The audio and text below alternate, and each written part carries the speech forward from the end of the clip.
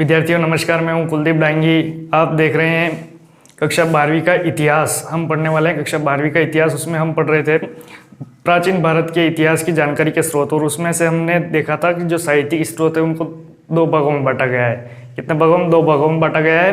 पहला जो था हमारा धार्मिक साहित्य और दूसरा था धर्मेतर साहित्य। धार्मिक साहित्य के बारे में एक वीडियो पहले अपलोड कर दिया है। ये दूसरा जो है धर्मेतर साहित्य है। तो धर्मेतर साहित्य क्या होता है कि तो इसके बारे में जानते हैं। इससे पहले आप एक काम कीजिए, अपने साथ में जो पढ़ने वाले अपने भाई है उनको फ्री में पढ़ाया जा रहा है, तो ये वीडियो शेयर कर दीजिए उनको। फिर हम शुरू करते हैं। तो देखो धर्मेतर साहित्य क्या होता है। तो जिस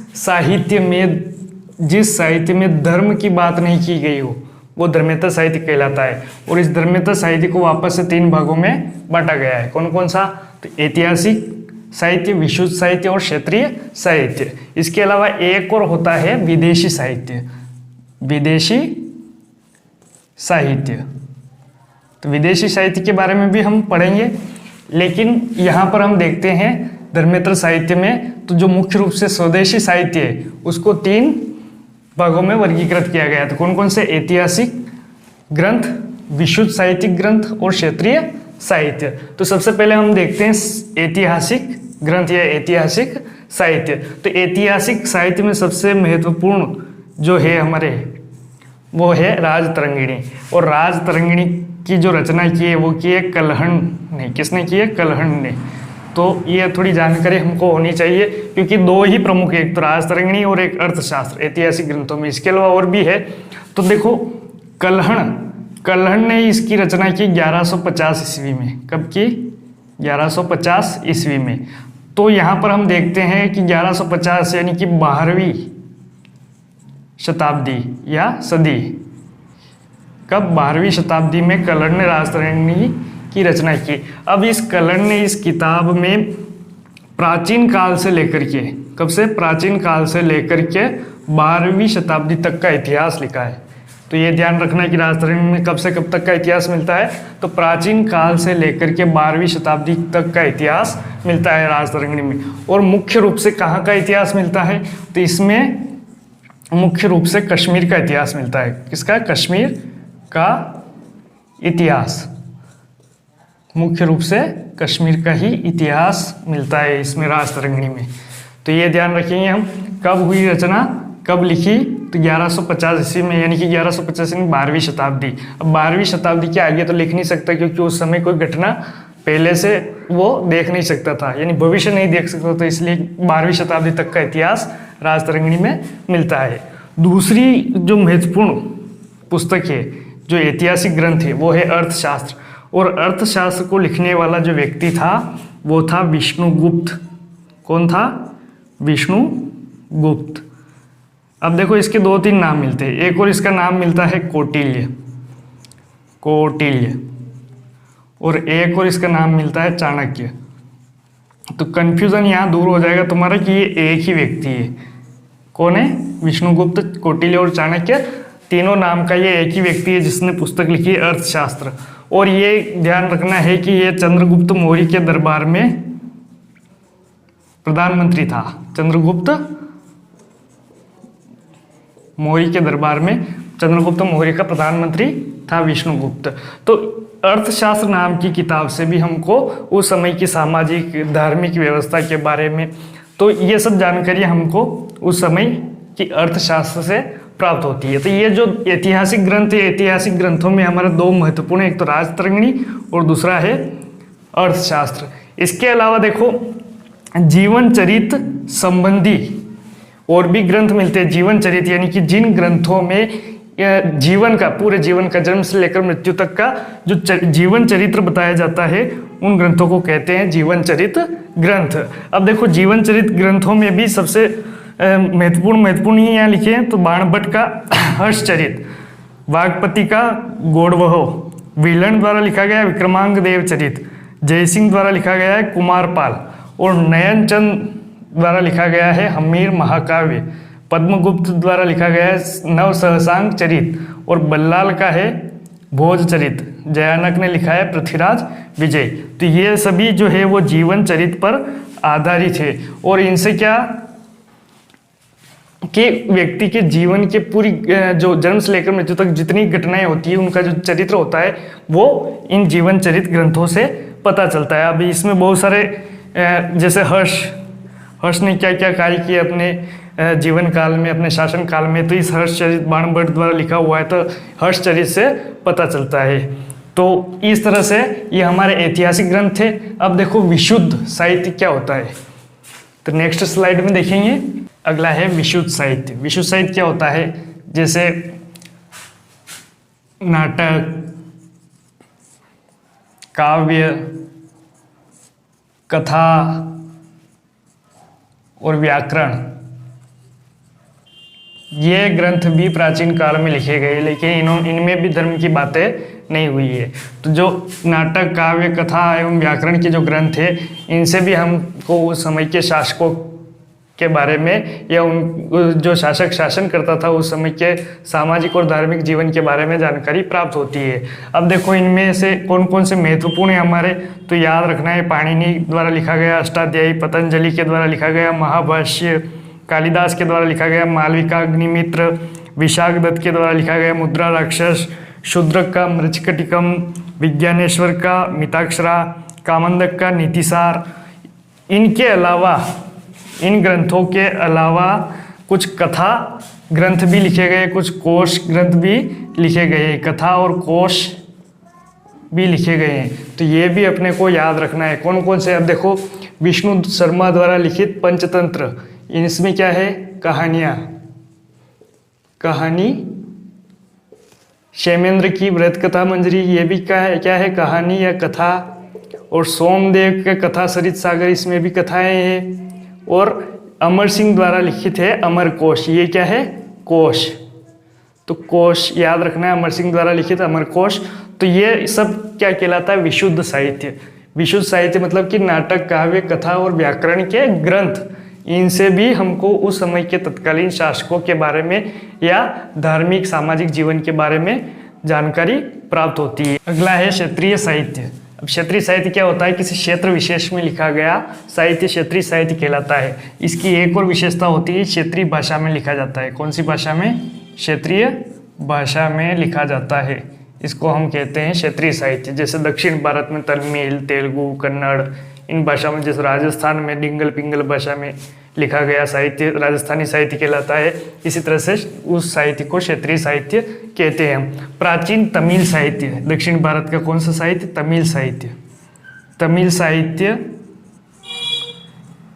को संगम साहित्य के नाम से जाना जाता है। कौन सा साहित्य, संगम साहित्य के नाम से जाना जाता है। तो ये भी याद रखना है अपने को, संगम साहित्य किसे कहते हैं। तो तमिल साहित्य को, प्राचीन तमिल साहित्य को संगम साहित्य के नाम से जाना जाता है। और इसके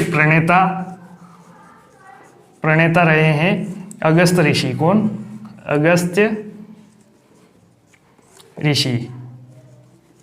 ऋषि इसके प्रणेता रहे हैं। तो यहाँ से एक नंबर का प्रश्न याद रखना है, संगम साहित्य किसे कहते हैं। तो प्राचीन दक्षिण भारतीय या फिर हम कह सकते हैं कि तमिल साहित्य को ही हम संगम साहित्य कहते हैं। अब देखो संगम साहित्य में या तमिल साहित्य में ही सबसे प्रमुख है दुर्जटी द्वारा लिखा गया कृष्णदेवराय विजयम।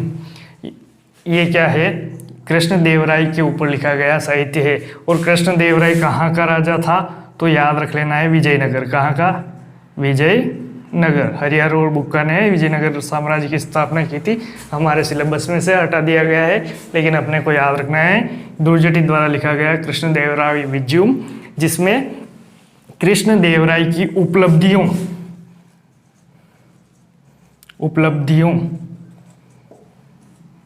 का वर्णन किया गया है। तो इतना सा याद रख लेना है, कृष्णदेवराय विजयम में क्या है, तो कृष्णदेवराय की उपलब्धियों का वर्णन किया गया है। अब देखो चंद्रवरदाई, ये सब राजस्थानी है। क्या है, तो यहाँ से देखो राजस्थानी साहित्य,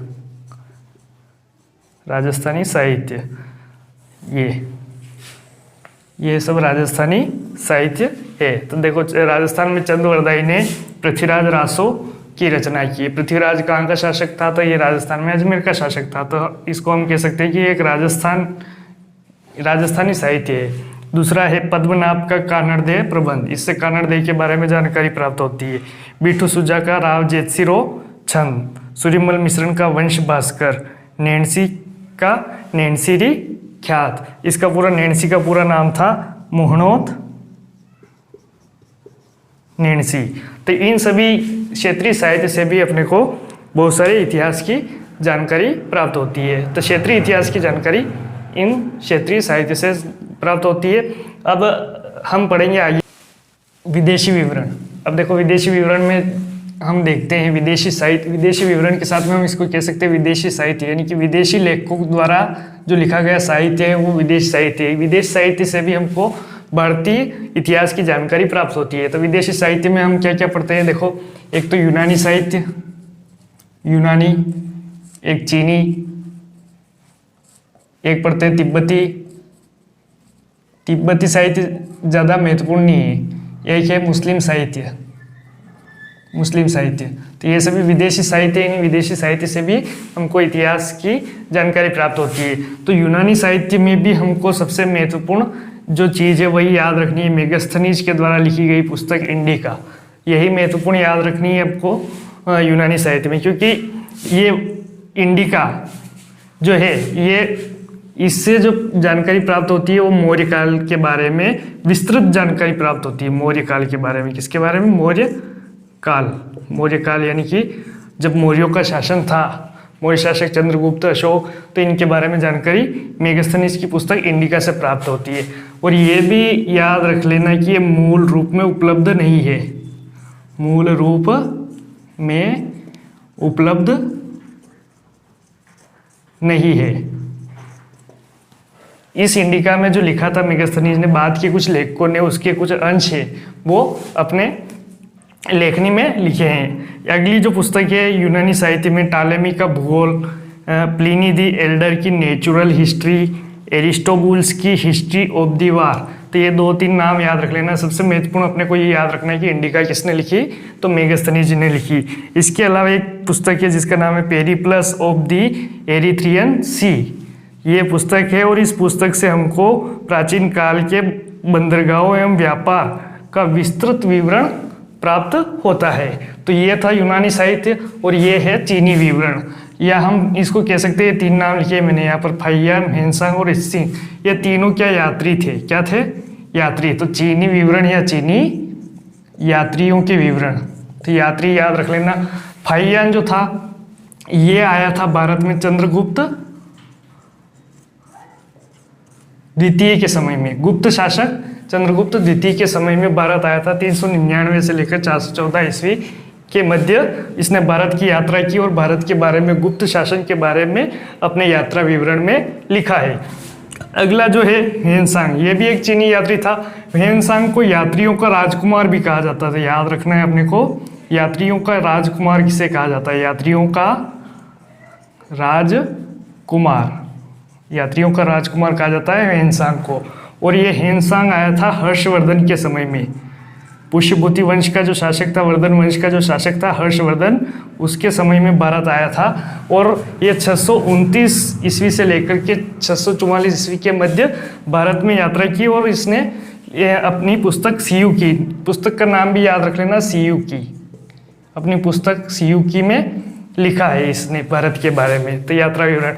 अगला है इत्सिंग। इत्सिंग भारत में घुमा 672 ईस्वी से 688 ईस्वी के मध्य। इसके विवरण से हमको नालंदा और विक्रमशिला विश्वविद्यालयों के बारे में जानकारी मिलती है और तत्कालीन भारतीय संस्कृति के बारे में भी जानकारी मिलती है। तो ये थे 3 चीनी यात्री। अब हम आगे पढ़ेंगे अगली साइड में तिब्बती और मुस्लिम साहित्य के बारे में। अब देखो विदेशी विवरणों में मुस्लिम विवरण में जो महत्वपूर्ण है वही लिखे हैं यहाँ पर। मिडास ऑफ गोल्ड पुस्तक लिखी है मसूदी ने, किसने लिखी है, अल मसूदी ने। और इस पुस्तक में अल मसूदी ने बताया है कि भारत जो है वो भारत स्थल व समुद्र पर फैला था। तो ये याद रखना है कि मसूदी ने मिडास ऑफ गोल्ड पुस्तक में बताया है कि भारत स्थल व समुद्र पर फैला हुआ था। अगला है चचनामा। चचनामा नाम की पुस्तक से सिंध का इतिहास पता चलता है। सिंध के राजा दाहिर सेन के बारे में, किसके बारे में? दाहिर सेन के बारे में भी जानकारी प्राप्त होती है। तो सिंध का इतिहास चचनामा से प्राप्त होता है। सिलसिलात उल तवारीख ये पुस्तक का नाम है, सिलसिलात उल तवारीख, और ये लिखी है सुलेमान नबी ने। किसने? सुलेमान द्वारा लिखी। सुलेमान द्वारा लिखित पुस्तक है सिलसिलात उल तवारीख, और इसमें पाल प्रतिहार शासकों के बारे में लिखा है सुलेमान ने। एक है तारीख उल हिंद, ये लिखी है अल बरूनी ने। किसने लिखी है? अल बरूनी ने लिखी है। अल बरूनी भारत आया और भारत में रहकर उसने संस्कृत भाषा सीखी। कौन सी? संस्कृत भाषा सीखी। तो याद रखना है, संस्कृत भाषा सीखने वाला व्यक्ति कौन था? सीखी, संस्कृत भाषा सीखी अल बरूनी। और इसको तारीख ए हिंद भी कहा जाता है। क्या कहा जाता है? तारीख ए हिंद। तो किसका नाम था तारीख ए हिंद? अल बरूनी का नाम था, और इसकी पुस्तक थी तारीख उल हिंद। तारीख उल हिंद। इससे भारतीय समाज एवं संस्कृति के बारे में लिखा। संस्कृत भाषा सीखी और उसके बाद में भारतीय समाज एवं संस्कृति के बारे में अपनी पुस्तक तारीख उल हिंद में लिखा। तो ये था मुस्लिम साहित्य। और अगला है तिब्बती। तिब्बती साहित्य में ज़्यादा कुछ नहीं है, अपने को याद रखना है। एक तो कंग्यूर और एक है तंग्यूर, बस इन दोनों ग्रंथों को महत्वपूर्ण माना गया है। तिब्बती साहित्य में कंग्यूर और तंग्यूर दोनों ही ग्रंथों को महत्वपूर्ण माना गया है, बाकी और तिब्बती साहित्य में और कुछ भी महत्वपूर्ण नहीं है। तो ये था आज के लिए। अब मिलते हैं अगले वीडियो में। धन्यवाद, पूरा देखा आपने इसलिए।